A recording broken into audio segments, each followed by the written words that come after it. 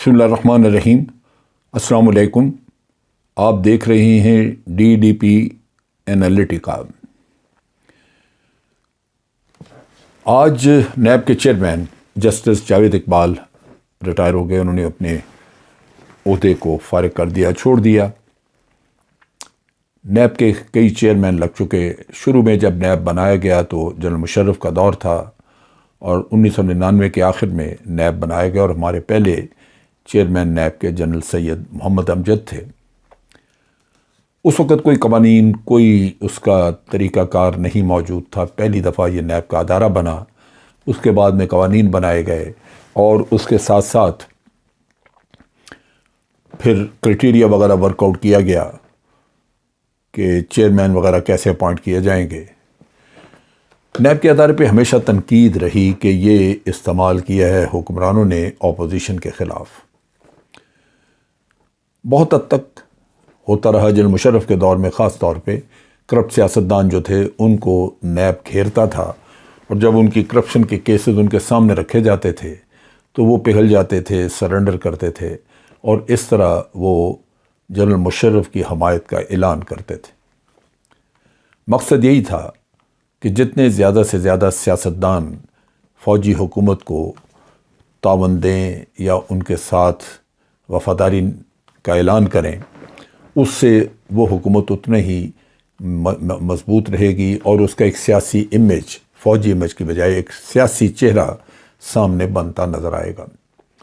چنانچہ وہ سارے سیاستدان جو زمانے میں جنرل مشرف کو دوام بخشتے رہے، وہ آج بھی سیاست میں ہیں، لیکن جنرل مشرف ایک برا آدمی کہلایا اس وجہ سے کہ سیاستدان بھرسوزر روپ بدل کے پھر آ جاتے ہیں، باوجود اس کے کہ کوئی بھی فوجی حکمران اس وقت تک لمبے وقت کے لیے حکومت کر نہیں سکتا جب تک کہ سیاستدان اس کا ساتھ نہ نبھائیں۔ بہرصورت ہوا یہ کہ مختلف وقتوں پہ مختلف چیئرمین نیب آتے رہے۔ ان میں آپ نے دیکھا کہ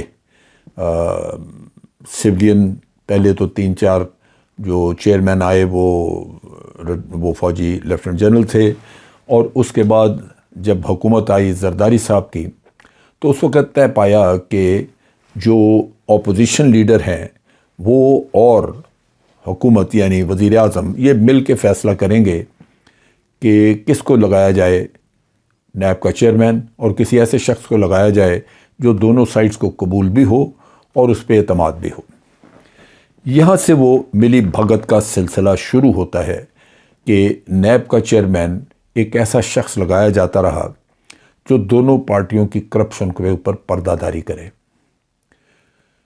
ہمیشہ سیاستدان نے جب اس کا کیس پکڑا گیا کرپشن کا تو اس نے ترجیح دی اس بات پہ کہ اس کو نیب کے ذریعے ہینڈل کیا جائے اور پھر عدالت کے ذریعے اس کو بری کرایا جائے۔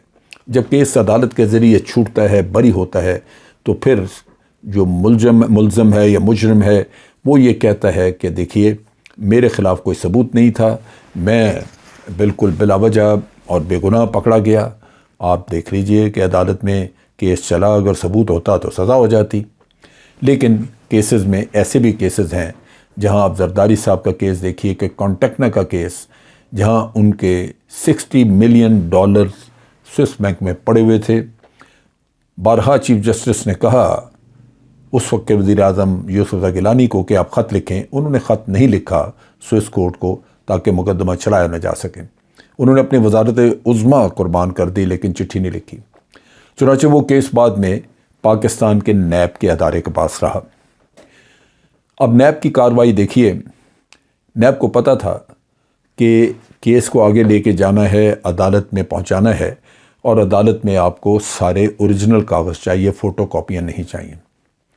لیکن وہاں پہ نیب نے پہلا ریفرنس جب زرداری صاحب کا دائر کیا تو اوریجنل کاغذات کی بجائے فوٹو کاپیاں لگی ہوئی تھیں۔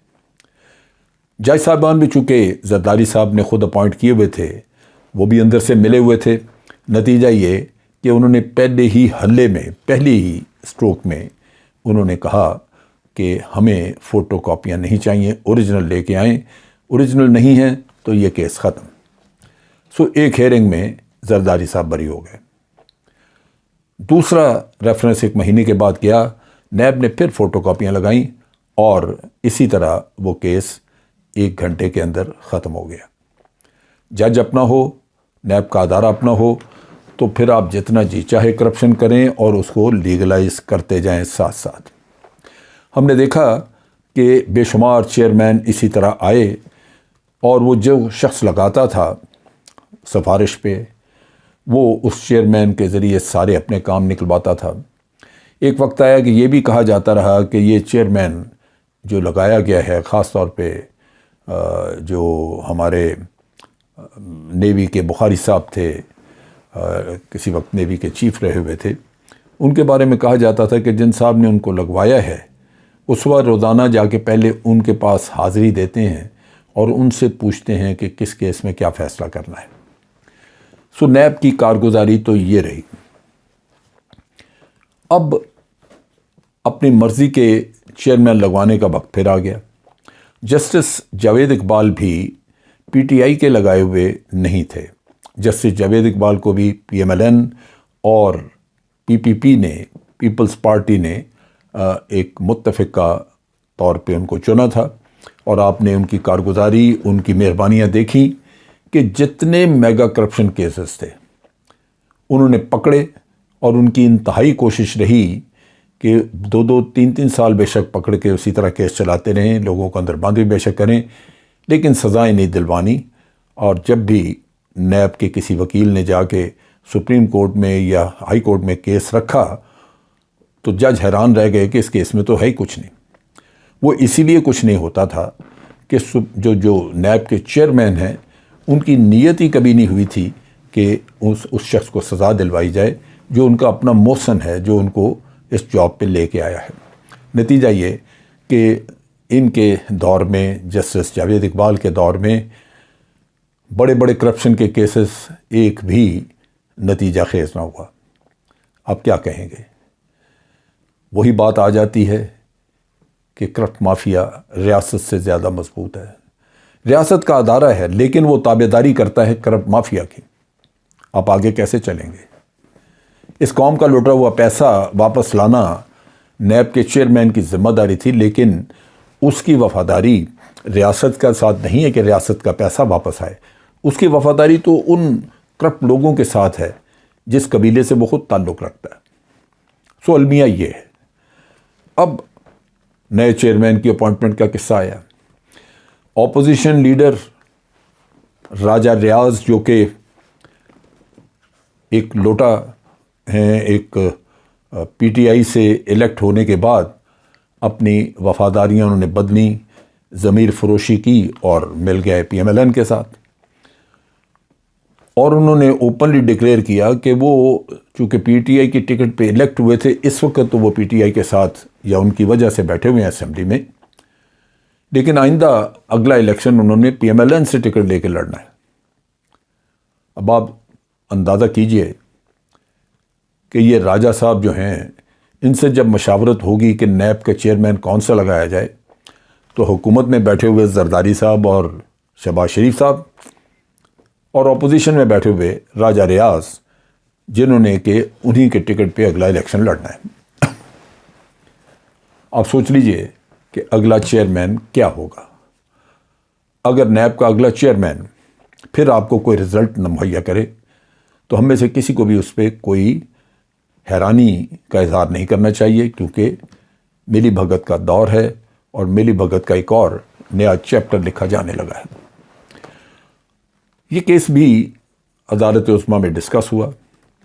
Chief justice of Pakistan Umar Ata Bandial صاحب نے اٹارنی جنرل کو مشورہ دیا، اس کو ایڈوائز کیا، اشتر اوصاف صاحب کو، کہ یہ ایک بڑا اہم مسئلہ ہے، اس پہ بڑا غور کرنا چاہیے اور بڑی احتیاط سے نیا نیب کا چیئرمین چنا جانا چاہیے۔ یہ نہ ہو کہ آپ پھر کوئی گھٹیا آدمی پکڑ لائیں اور وہ ڈیلیور نہ کرے، رزلٹس نہ دے سکے۔ یہ سوموٹو نوٹس تھا چیف جسٹس کا جو انہوں نے لیا ہوا تھا، اور اس میں اپریہنشنس تھیں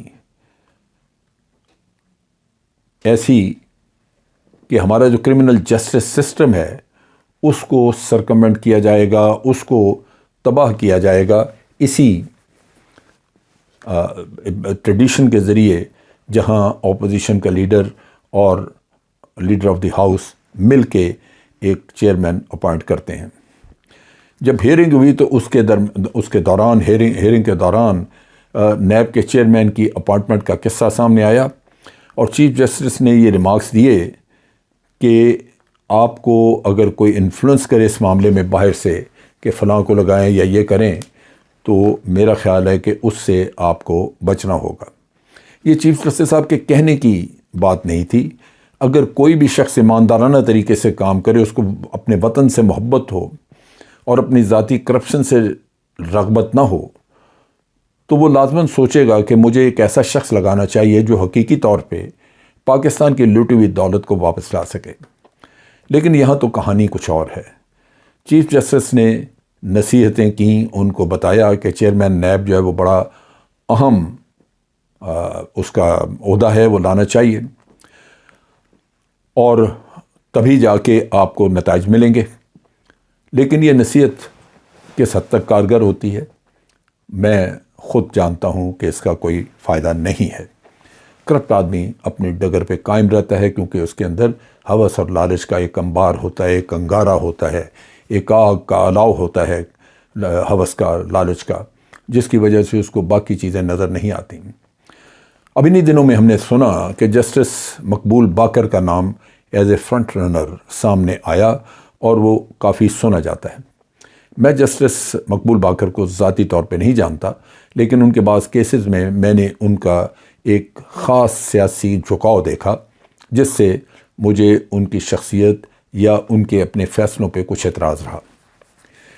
بہرصورت میرا تو فیصلہ نہیں ہوگا، لیکن میں نے جب تھوڑا بہت دائیں بائیں پتہ کیا تو مجھے ایک ریمارک کسی نے دیا کہ جسٹس مقبول باقر کو چیئرمین نیب بنانے کا مطلب بالکل ایسے ہی ہے جیسے آپ زرداری صاحب کو چیئرمین نیب بنا دیں۔ میں بڑا حیران ہوا، لیکن اندر کی باتیں تو وہ اندر کے لوگ ہی جانتے ہیں کہ کہاں کس کی ڈور جا کے کھینچی جاتی ہے۔ مجھے اس کے بارے میں گھر بیٹھے کو زیادہ علم نہیں ہے۔ چیف جسٹس نے اٹارنی جنرل کو کہا کہ یہ ذہن میں رکھیے کہ نیب کا چیئرمین جو ہے وہ بڑا کمپیٹنٹ، بڑا لائق آدمی ہونا چاہیے، ایماندار ہونا چاہیے، قابل اعتماد ہونا چاہیے، اس پہ بھروسہ کیا جا سکے۔ یہ ساری چیزیں قوم کی ضرورت ہے، قوم کے اعتماد پہ پورا اترنے والا ہو، لائق ہو، تاکہ میرٹ آپ ہولڈ کریں۔ اور انہوں نے کہا کہ یہ ساری کنسیڈریشنز، یہ ساری چیزیں سامنے رکھتے ہوئے آپ کو کسی کو چن کے نیب کا چیئرمین لگوانا چاہیے۔ نیب کے چیئرمین کے بارے میں بھی انہوں نے کہا کہ خود اس کو بھی احتیاط کرنی چاہیے اور اسے دیکھنا چاہیے کہ وہ جتنے کیسز بنائے وہ میرٹ پہ بنے، یہ نہیں کہ وہ باہر سے کسی کا انفلوئنس لے، یعنی اگر اس پہ حکومت دباؤ ڈالے کہ فلاں کے بارے میں کیس بنا دو، تو ایسے نہیں ہونا چاہیے۔ نیب کو کبھی بھی پریشر میں نہیں آنا چاہیے، کسی کے پریشر میں، یعنی دوسرے لفظوں میں حکومت کے پریشر میں نہیں آنا چاہیے، یا کسی بھی باثر شخص کے پریشر میں نہیں آنا چاہیے۔ تو اس میں انہوں نے کوئی ذکر بھی کیا کہ ایک بڑا ہائی پروفائل ڈرگ کیس تھا، اور اس میں بڑی اخبارات میں ہیڈ لائنز بھی آئیں، اور یہ جب کیس چلا تو جن لوگوں نے انویسٹیگیشن کی ہوئی تھی ان سے جب پوچھا تو انہوں نے کہا جی یہ تو بوگس کیس ہے۔ بوگس کیس، یہ جو باثر لوگ ہوتے ہیں جو حکومتوں میں آ جاتے ہیں، ان کے کیسز جتنے ہیں وہ ہوتے ٹھیک ہیں، اصلی ہوتے ہیں، لیکن وقت کے ساتھ وہ بوگس بن جاتے ہیں، کیونکہ ان کا اثر رسوخ اتنا ہوتا ہے کہ ایون وہ جو تحقیقات کرنے والے لوگ ہیں وہ بھی اس اثر کا دباؤ برداشت نہیں کر سکتے۔ چنانچہ یہ چیزیں جو سامنے آئیں تو اس میں ایک طرح سے تو آپ یہ کہہ سکتے ہیں کہ ہاں ایک گائیڈ لائن تو مل گئی حکومت کو کہ انہوں نے کیا کرنا ہے، لیکن یہ گائیڈ لائن اپنی جگہ پہ، لیکن ہمیں پتہ ہے، ہمیں سب کو پتہ ہے، حکومت نے تو وہی کچھ کرنا ہے جو انہوں نے راجہ ریاض کے ساتھ مل کے کرنا ہے۔ چنانچہ نیا نیب کا چیئرمین وہ بھی براجمان ہوگا، لیکن ہم سارے یہیں کے یہیں ہوں گے، اور نتائج بھی یہی کچھ ہوں گے جو ہم پیچھے دیکھتے آئے ہیں۔ یعنی دوسرے لفظوں میں ملک لٹتا بھی رہے گا اور لوٹنے والے محفوظ رستہ بھی حاصل کرتے رہیں گے۔ آج کے لیے اتنا ہی۔ افواج پاکستان زندہ باد، پاکستان پائندہ باد۔